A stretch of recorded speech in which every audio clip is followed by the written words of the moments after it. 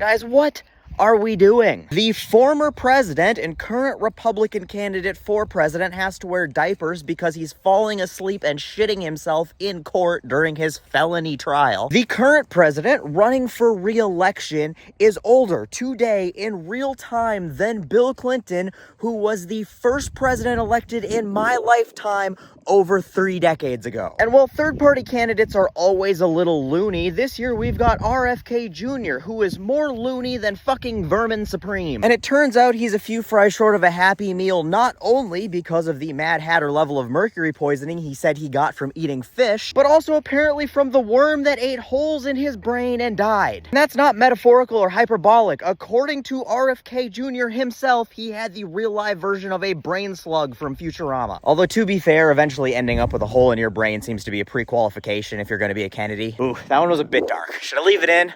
I'll leave it in. So anyway, on real ballots for the real president of the real United States, we have an incontinent, narcoleptic, twice impeached felon who literally tried overthrowing democracy and has openly stated he wants to be dictator, if only for a day. The man who taught Father Time everything he knows and is doing everything in his power to lose re-election to an incontinent, narcoleptic, twice impeached felon who tried overthrowing democracy and has openly stated he wants to be dictator, if only for a day. And a third-party conspiracy nut whose tinfoil hat may keep out the CIA brainwaves, but apparently doesn't do much to repel literal brainworms. Has anybody seen Terry Crews? Because it's really starting to feel like Dwayne Elizondo Mountain Dew Comancho is the least ridiculous candidate we could have run for president right now. Not even joking. It seemed like he brought people together. There didn't seem to be a whole lot of political division under President Comancho's leadership. He didn't pretend that the environmental crisis they were facing was a conspiracy, and he actually hired the smartest person in the world to fix it and then let them do their job. He cared for his people. He had empathy, and even his cabinet members weren't that ridiculous when you consider that one of Trump's nominations for Secretary of Labor was literally brought to you by Carl's Jr. No joke, Trump nominated Andrew Puzder, the CEO of Carl's Jr., for Secretary of Labor. It's like